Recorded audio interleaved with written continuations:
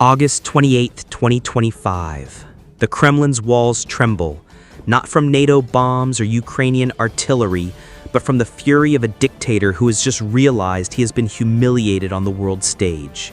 Kim Jong-Un, the most isolated leader on the planet, has just declared war, not against the United States, not against South Korea, but against the one man he thought was his protector, Vladimir Putin. What you're about to witness is not a traditional military campaign. It is the story of betrayal, vengeance, and the catastrophic cost of underestimating a dictator whose pride was shattered. 40,000 North Korean troops, wiped out in Ukraine, fed into the grinder of Putin's failing war machine. And for the first time in decades, Kim Jong-un is striking back directly at a supposed ally. This isn't geopolitics. This is a mafia-style vendetta where blood debts are paid not in money, but in corpses. It began quietly in the early days of summer 2025. North Korean soldiers had been bleeding out on Ukrainian soil for months. Entire brigades disappeared into the mud of Kursk and Donetsk. Families back home received no answers. Letters went unanswered. Whole villages realized their sons were never coming back. State television showed nothing but victory parades, but the whispers were too loud to ignore. Even in one of the most tightly controlled societies on Earth, questions began to leak through the cracks. Why were elite North Korean units, trained for decades to fight the South, dying in Russia's war? Why were coffins returning in the dead of night, unloaded under heavy guard, hidden from the public eye? By July, the death toll had reached a staggering 40,000.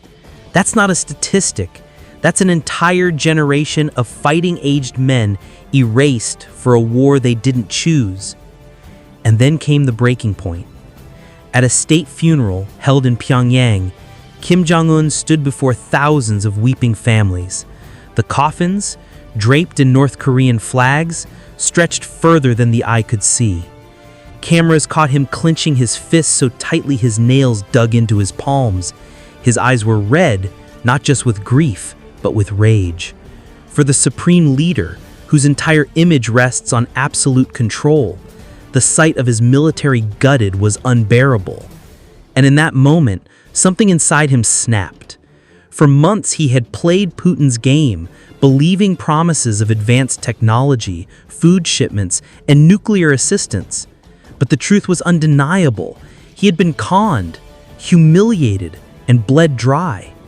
And when the realization hit, Kim Jong-un did what no one expected. He turned his fury not inward, not toward his generals or his people, but directly at Moscow.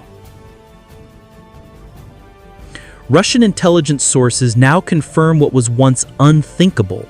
North Korean artillery units, positioned along the Russian border in Primorsky Krai, opened fire without warning on August 21st. Dozens of Russian outposts were obliterated in minutes. Videos smuggled out of the region show Russian soldiers scrambling, unprepared, stunned that their so-called ally had become their executioner. Eyewitnesses described the night sky lit up with rockets, the thunder of artillery rolling across the Amur River like an earthquake. Kim had unleashed his vengeance, and it was ruthless. For Putin, who had built his strategy on manipulation and deceit, this was the nightmare scenario, a pawn that refused to play its role, striking back with ferocity that even the Kremlin had underestimated. But Kim's attack wasn't random.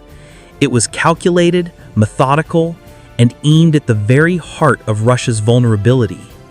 He knew Putin's eastern defenses were weak, stripped bare to reinforce the crumbling front lines in Ukraine. He knew Russia's supply chains were stretched, its soldiers exhausted, its people weary of war. And most importantly, he knew Putin's ego couldn't withstand the humiliation of being attacked by the very man he had mocked and manipulated. Every rocket Kim fired wasn't just a weapon, it was a message. You turned me into the world's most expensive fool, and now you'll pay in blood. Western intelligence analysts are calling this the most dangerous rupture in authoritarian alliances since World War II. On one hand, Putin is still bogged down in Ukraine, losing men and material at unsustainable rates.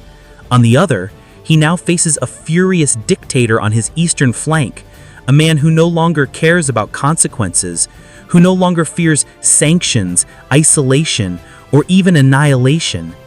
Kim Jong-un has been psychologically broken, but out of that breakdown has emerged something even more dangerous, a dictator with nothing left to lose. And the scale of the violence is staggering. Reports indicate that in the first week of attacks, North Korean forces killed over 2,000 Russian soldiers, destroyed ammunition depots, and seized armored vehicles abandoned in the chaos. Russian commanders, blindsided, scrambled to redirect units away from Ukraine to contain the assault, but the damage had already been done. Putin's grand illusion of control was shattered. His ally had become his enemy, and the world was watching as two nuclear-armed dictators clawed at each other's throats. What makes this story even more extraordinary is the psychological warfare behind it. For years, Putin has thrived by breaking other leaders, manipulating their insecurities, turning them into puppets. But with Kim, he went too far. He didn't just humiliate a dictator, he annihilated his pride.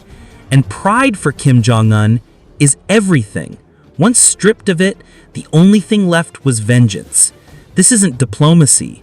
This isn't strategy. This is a blood feud between tyrants. A personal war that threatens to drag millions into the fire. The images now flooding international media are surreal. Russian border towns reduced to rubble, their inhabitants fleeing in panic, North Korean troops advancing under banners soaked in the blood of comrades lost in Ukraine, Pyongyang broadcasting triumphant footage of captured Russian soldiers kneeling before Kim's portrait. And through it all, the Kremlin remains silent, issuing vague denials, insisting the alliance is intact, even as explosions light up the eastern horizon. Putin, the master manipulator, the predator who devoured allies, is now being hunted by the very monster he thought he controlled. And make no mistake, this isn't just about territory or revenge. It's about survival. Kim Jong-un knows he can't outlast Russia in a prolonged war, but he also knows he doesn't need to. All he has to do is humiliate Putin, to expose him as weak, to show the world that the Russian bear can bleed. Every strike, every ambush, every coffin returning to Moscow is a dagger in Putin's image of invincibility. And for Kim, that is victory enough. Music. This is what happens when monsters turn on each other. 40,000 North Korean soldiers died believing they were fighting for an ally. In reality, they were pawns sacrificed in a con game. And now their deaths are being avenged not with diplomacy, not with negotiations, but with fire and steel. Kim Jong-un has declared a personal war on the Kremlin, and the world is holding its breath, watching the unimaginable unfold. A dictator crying over coffins one month and launching artillery at Moscow the next. This is modern history's darkest irony, when two tyrants who trusted no one finally realized they should never have trusted each other. The Kremlin's initial reaction was disbelief. Putin, accustomed to total control over his puppets, dismissed the first artillery strikes as isolated accidents, the work of rogue North Korean units acting without orders. State television in Moscow replayed old footage of him and Kim smiling, shaking hands, eating lavish banquets, insisting the friendship was unbreakable. But inside the Ministry of Defense, panic was spreading like wildfire. Satellite images confirmed massed North Korean artillery formations along the border. Drone footage revealed convoys of tanks moving toward Russian territory, and intercepted communications left no doubt this wasn't an accident. It was war. By the second week, the border region of Primorsky Krai had transformed into a battlefield unseen since World War II. Russian bases, hastily fortified, came under relentless shelling. Columns of conscripts, pulled from Ukraine overnight, were thrown into the fight only to be annihilated by waves of North Korean rockets. Local Russian commanders described the fighting as chaos without logic. Soldiers who had trained for trench warfare in Ukraine suddenly found themselves ambushed in dense forests, hunted by fanatical North Korean commandos wielding night vision equipment smuggled in from China. Every tree line concealed a threat. Every road became a killing field. But Kim's strategy wasn't just military, it was psychological. Pyongyang began broadcasting captured Russian soldiers on state television, parading them in front of cameras, forcing them to confess to betraying the Korean people. For a leader obsessed with image, Putin found these broadcasts unbearable. Russian families watched in horror as their sons, beaten and broken, appeared on foreign TV. Mothers began demanding answers. How could their sons be captured by an ally? Why was the Kremlin silent? Every broadcast eroded the illusion of control Putin had built. The predator had become the prey, his soldiers humiliated on screens from Seoul to Washington. Western intelligence agencies were stunned.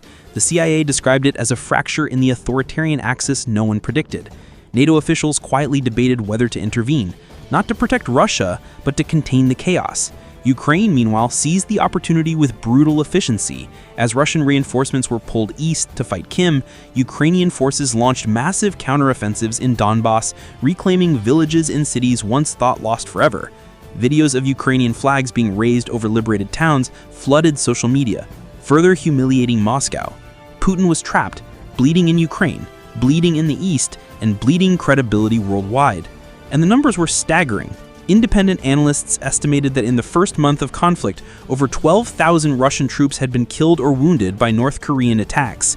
Fuel depots burned for days. Supply trains were derailed by precision strikes. Entire airfields were rendered useless by swarms of kamikaze drones supplied quietly by Pyongyang's back channels with Iran. The Russian vaunted military, already battered by 2 years of Ukrainian resistance, was now collapsing under the weight of betrayal. Inside Pyongyang, Kim basked in the spectacle. State television ran endless montages of North Korean artillery barrages, intercut with footage of Putin's speeches about eternal friendship. The message was clear: the Russian president was a liar, a coward, and now an enemy. At a rally in Kim Il-sung Square, Kim Jong-Un stood before hundreds of thousands of cheering citizens and thundered, "The Russian bear thought it could devour the Korean people. Instead, it will choke on its own blood." The crowd roared. Fireworks lit up the night sky. For a nation long starved of victories, this was intoxicating. But the war was not one-sided. The Kremlin struck back with fury. Russian bombers pounded North Korean positions with cluster munitions. Cruise missiles slammed into border towns, flattening entire neighborhoods.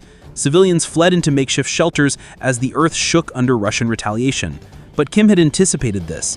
His forces had dug vast tunnel networks, stretching for miles, invisible to satellites. Russian bombs fell on empty trenches, while North Korean units re-emerged behind enemy lines, striking again and again. It was a war of shadows, and in the shadows, Kim's soldiers thrived. What made this conflict even more surreal was the propaganda battle raging online. Russian state media branded Kim a mad dog, accusing him of treason, insanity, and betrayal. North Korean outlets fired back, labeling Putin the Butcher of Kursk, a man who tricked Korea into sending 40,000 young men to die. Social media exploded with memes, footage, and conspiracy theories. On TikTok, a viral trend emerged showing side-by-side images of Kim crying at soldiers' funerals and then smiling as rockets rained down on Russia. The message was simple: never underestimate the vengeance of a dictator scorned.